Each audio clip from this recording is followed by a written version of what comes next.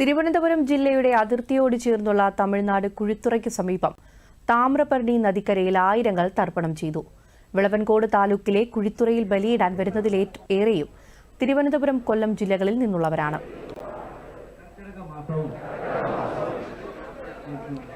കുടുംബ പിതൃക്കൾക്ക് അമാവാസ പ്രാതം കൂട്ടുവാൻ തന്നോട്ടുള്ള ഏലയിൽ ഏതെങ്കിലും സാധനം കുറവുണ്ടെങ്കിൽ ഒന്ന് പറയണം.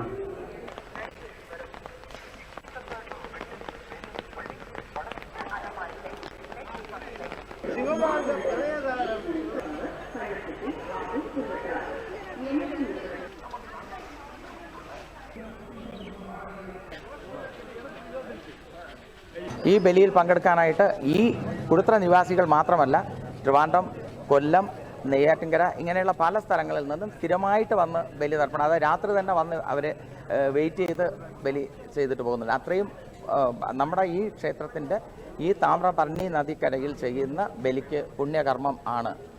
പിതൃക്കൾക്ക് മോക്ഷം കിട്ടുന്ന ഒരു കർമ്മമാണ് ഇതെന്ന് ഹിന്ദുക്കൾ വിശ്വസിക്കുന്നു.